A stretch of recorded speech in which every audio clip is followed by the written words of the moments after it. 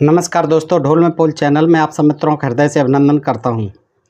दोस्तों, हमारे धर्म ग्रंथों में बहुत ज्ञान विज्ञान बताया जाता है और ये पढ़ने से इनकी हकीकत मालूम पड़ जाती है कि इनमें कितना ज्ञान विज्ञान है। दोस्तों, पढ़ने से विदित होता है कि किस तरह से ये लोगों ने अपनी मनगढ़ंत बातें लिख डाली हैं। और महाभारत के बारे में जैसा कि आप जानते हैं कि कौरव पांडवों का युद्ध था, 18 दिन चला, कुरुक्षेत्र में हुआ।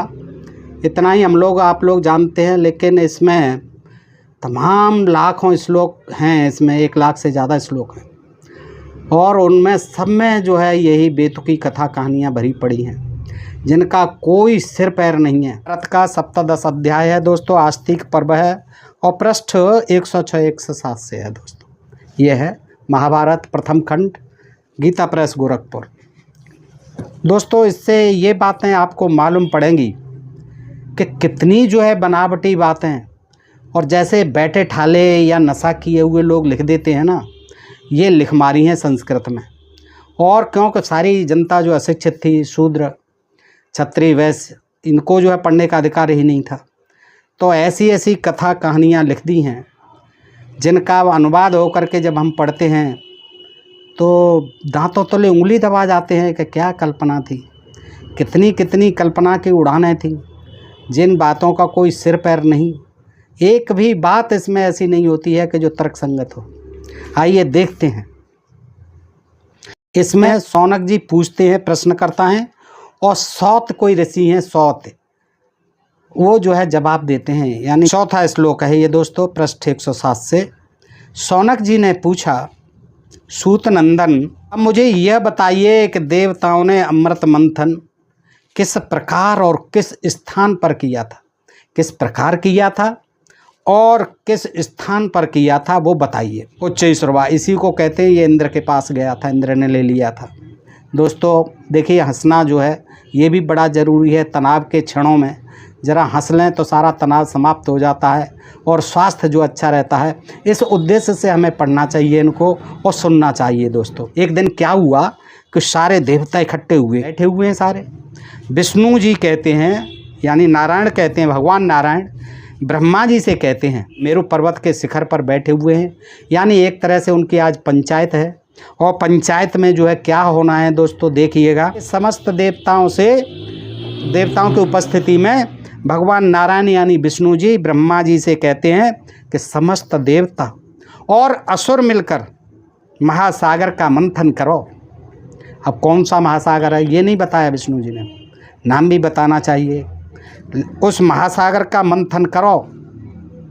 उस महासागर का मंथन आरंभ होने पर उसमें से अमृत प्रकट होगा। देखिए क्या ज्ञान दिया विष्णु जी ने। अमृत की क्या चिंता थी, वो तो अजर अमर होते हैं भगवान, हमारे देवता ब्रह्मा विष्णु महेश आदि सभी। अब उनको इसका मतलब है कि वो मरते थे और उन्हें अमर होने की चिंता हो रही थी। तो एक दिमाग लगाया उन्होंने कि भाई ऐसा करो, विष्णु जी ने कहा कि समुद्र का मंथन करो यार, इस समुद्र में अमृत निकलेगा। देखिए ऐसा कहीं होता तो है नहीं, समुद्र में अमृत कैसे निकलेगा। बुद्धि अपनी लगा रहे हैं। तो देवताओं पहले समस्त औषधियों फिर संपूर्ण रत्नों को पाकर भी समुद्र का मंथन जारी करो। यानी औषधियाँ निकलेंगी, तमाम जो आयुर्वेदिक औषधियाँ निकलेंगी। वैसे अभी तक हम जानते हैं कि सारी औषधियाँ पृथ्वी पर ही पैदा होती हैं। फिर संपूर्ण रत्नों की भी खान होती हैं, खान से निकलते हैं, पृथ्वी से ही निकलते हैं, समुद्र में कहाँ पैदा होते हैं। मणि आदि की बात अलग है, मोती वगैरह जो होते हैं, मूंगा मोती पाकर भी समुद्र का मंथन जारी रखें।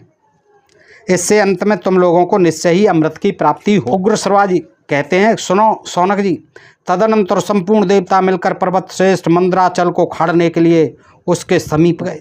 वह पर्वत श्वेत मेघ खंडों के समान प्रतीत होने वाले गगन चुंबी शिखरों से सुशोभित था। फिर तो महाबली अनंत ने जोर लगाकर गिरिराज मंदराचल को वन और वनवासी जंतुओं सहित तो उखाड़ लिया। कोई अनंत देवता थे, अनंत नाम के, उनने बहुत जोर लगाया, महाबली थे वो। उन्होंने जैसे ही जोर लगाया तो मंदराचल को वन और वनवासी जंतु जो रह रहे थे उसके ऊपर उस समय तो उखाड़ लिया। तत्पश्चात देवता लोग उस पर्वत के साथ समुद्र तट पर उपस्थित हुए, उसे खींच के ले गए। समुद्र तट होगा कहीं महासागर का। और समुद्र से बोले, हम अमृत के लिए तुम्हारा मंथन करेंगे। सुनकर जल के स्वामी समुद्र ने कहा, यदि अमृत में मेरा भी हिस्सा रहे तो मैं मंदराचल को घुमाने से जो भारी पीड़ा होगी उसे सह सकता हूँ, वैसे नहीं।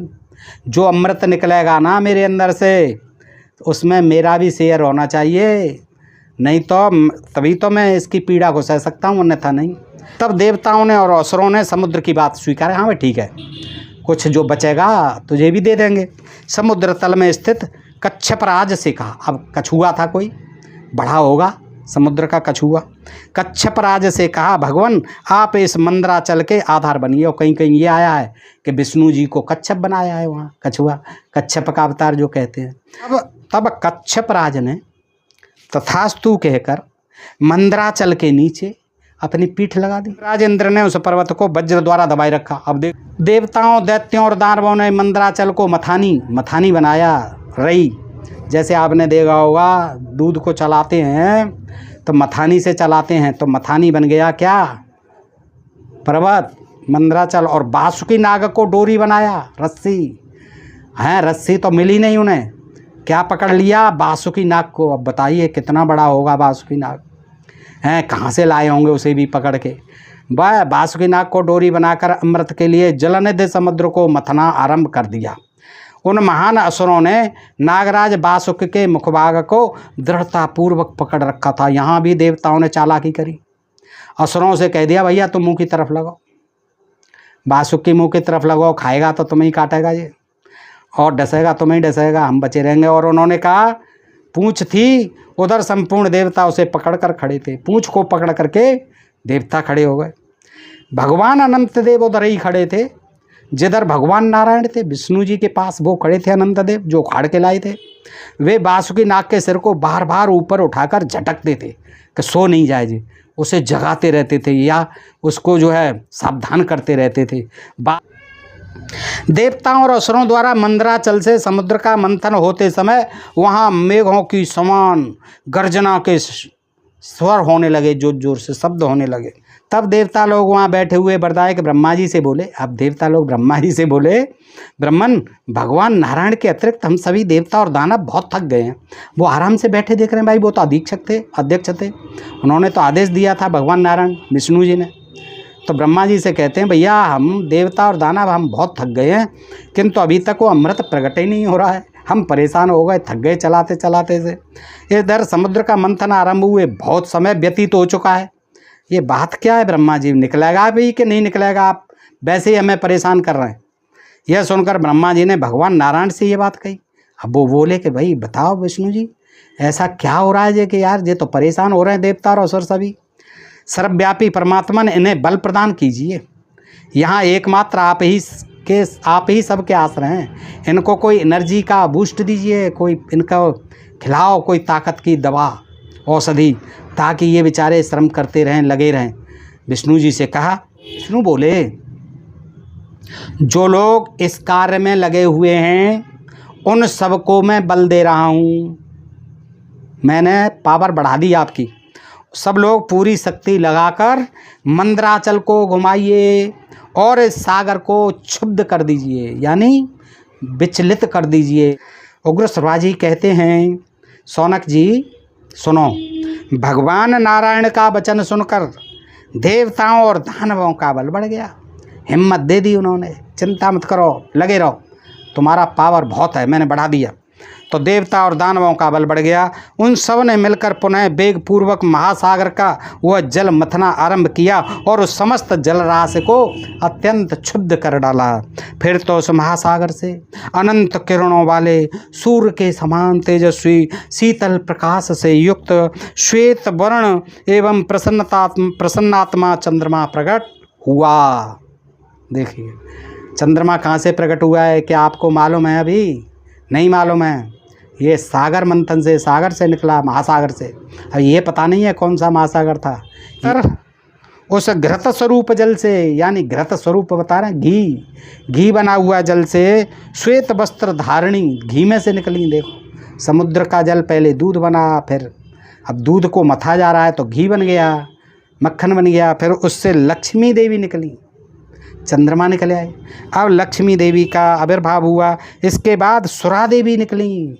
अब देवताओं के लिए सुरा देवी तो चाहिए, और उन्होंने पिया सुरा को, तभी तो इनका नाम सुर पड़ा। उन्होंने सुरा को भी नहीं दिया, अमृत को भी नहीं दिया, असुरों को उनके साथ छल कर दिया और मेहनत पूरी करवा ली साथ में। देखिए, तो लक्ष्मी देवी का आविर्भाव हुआ। श्वेत वस्त्र धारणी पहन के आई हैं समुद्र में से, श्वेत वस्त्र पहने हुए लक्ष्मी देवी आई, और श्वेत अश्व प्रकट हुए, सफ़ेद घोड़े। अब देखिए, सफ़ेद घोड़े भी प्रकट हुए उसमें से, यानी थलचर भी उससे पैदा हुए। फिर अनंत किरणों से समुज्वल दिव्य कौस्तुभ मणि का उस जल से प्रादुर्भाव हुआ। कौस्तुभ मणि भी निकले आई, जो भगवान नारायण के वक्ष स्थल पर सुशोभित हुई। उसको जो है लपक लिया विष्णु जी ने, लाओ भाई, ये तो कौस्तुभ मणि है, मेरे वक्ष स्थल पर सुशोभित होनी चाहिए, हो गई। इसके बाद क्या हुआ, वहाँ संपूर्ण कामनाओं का फल देने वाले पारिजात वृक्ष, देखिए ऊपर से तो टपक टपक के गिर गए, लेकिन उसमें से वृक्ष भी निकल रहे हैं। गौ की उत्पत्ति और गौ भी निकली। देखिए क्या क्या निकल रहे हैं, पशु पक्षी वनस्पतियाँ, देवी देवता, लक्ष्मी, सुरा, चंद्रमा तथा मन के समान वेगशाली उच्च श्रवा घोड़ा। सफ़ेद घोड़े तो निकल गए, अभी ये कोई उच्च श्रवा घोड़ा भी निकला। के बाद दिव्य शरीरधारी धनवंतर देव प्रकट हुए। अब ये धनवंतर, ये इनके देवताओं के वैद्य थे, ये भी निकले, दिव्य शरीरधारी धन्वंतरी देव प्रकट हुए। वे अपने हाथ में श्वेत कलश, श्वेत कलश यानी चांदी का कलश होगा, श्वेत कलश लिए हुए थे, जिसमें अमृत भरा था। ऐसे थोड़े निकला था, वो अमृत लेके आए धन्वंतरी जी, श्वेत कलश में लेके निकले। यह अत्यंत अद्भुत दृश्य देखकर दानवों में अमृत के लिए कोलाहल मच गया। वो तो कोलाहल तो मचना ही था, बराबर मेहनत कर रहे थे। ये सब कहने लगे यह मेरा है, यह मेरा है। देवता अपने को कहने लगे और दैत्य अपने को कहने लगे यह हमारा है, यह हमारा है। तत्पश्चात श्वेत रंग के, अभी तो बाकी हैं, तत्पश्चात श्वेत रंग के यानी सफ़ेद रंग के 4 दांतों से सुशोभित विशालकाय महानाग ऐरावत प्रकट हुआ, और ये भी इंद्र ने झपट लिया। उच्च श्रवा भी इंद्र ने ले लिया, जिसे वज्रधारी इंद्र ने अपने अधिकार में कर लिया। तदनंतर अत्यंत वेग से मथने पर कालकूट महाविष उत्पन्न हुआ। महाविष का नाम सुन लें, कालकूट महाविष भी निकला उसमें से। इसको कोई निकला नहीं लेकर के कलश में, ये तो पता नहीं कैसे पैदा हुआ। वह धूमयुक्त अग्नि की भांति एकाएक संपूर्ण जगत को घेर कर जलाने लगा। वो तो इतना भयंकर निकला कि सारे संसार को ही जलाने लग गया, इतना आग की तरह, इतना भयंकर था। कौन? विष। उस विष की गंध सूंघते ही त्रिलोकी के प्राणी मूर्छित हो गए। अब देवता और असुर नहीं, दैत्य नहीं मूर्छित हुए, बाकी सारे कंट्रीज में जितने भी तीनों लोकों में प्राणी थे सारे मूर्छित हो गए, इतनी गंध थी उसकी। तब ब्रह्मा जी के प्रार्थना करने पर भगवान श्री शंकर ने त्रिलोकी की रक्षा के लिए उस महान विष को पी लिया। बस नहीं होते शंकर जी तो फिर क्या होता, देवता भी चले जाते, सब प्राणी भी तीनों लोगों के चले जाते। मंत्र मूर्ति भगवान महेश्वर ने विषपान करके, ठीक है भाई मैं पी लेता हूँ, उसे अपने कंठ में धारण कर लिया। तभी से महादेव जी नीलकंठ के नाम से विख्यात हुए। ऐसी जनश्रुति है, नीलकंठ इति श्रुति है।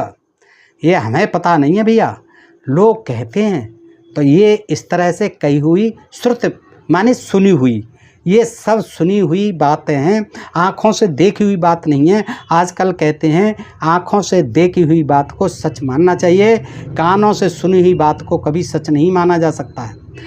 ये सब अद्भुत बातें देखकर दानव निराश हो गए।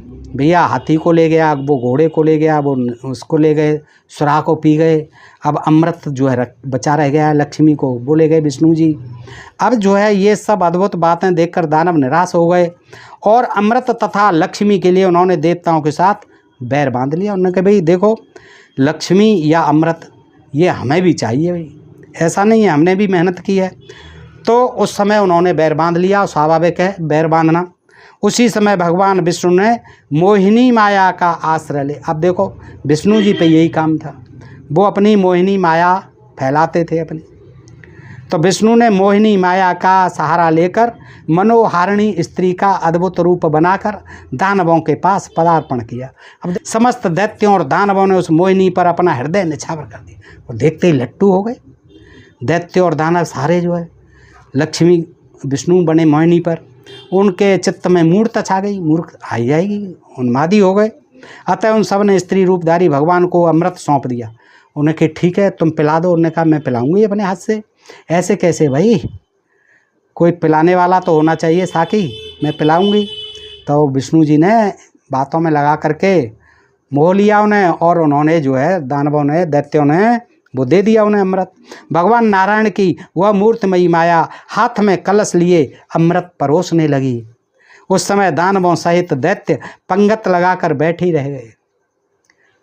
बेचारे वो बैठे ही रह गए, पंगत में आएगा नंबर, बैठे हुए, परंतु उस देवी ने देवताओं को ही अमृत पिला दिया। अब ये जो है देखो भेदभाव कर दिया, दैत्यों को नहीं दिया। इससे उन्होंने बड़ा कोलाहल मचाया। और दोस्तों इसीलिए आगे चल करके देवासुर संग्राम भी होता है। और आपने देखा कि किस तरह से देवताओं ने, यानी इन आर्यों ने, इन भोले भाले अनार्यों को, मूल निवासियों को किस तरह से इन कथा कहानियों को गढ़ करके उनको मूर्ख बनाया है, उनको छला है। चाहे वो क्षत्रिय रहे हों, चाहे वैश्य रहे हों, चाहे शूद्र रहे हों, इन्होंने जो है केवल अपने स्वार्थों की खातिर इन ग्रंथों में ये सारी जनश्रुति है ये कह करके पिंड छुड़ा लिया है कि हमें कुछ पता नहीं भाई, ये श्रुतियाँ हैं। तो दोस्तों ये कैसा लगा प्रसंग? अच्छा लगा हो तो आप मित्रों को अधिकाधिक शेयर करें, अपने प्रिय चैनल ढोल में पोल को सब्सक्राइब करते रहें, और दोस्तों लाइक और कमेंट भी किया करें ताकि हमको पता चलता रहे कि हमारा प्रयास आपको कैसा लगता है। आज के लिए इतना ही। सुनने के लिए आप सब मित्रों का हृदय से आभार। नमस्कार, जय हिंद, जय भारत दोस्तों।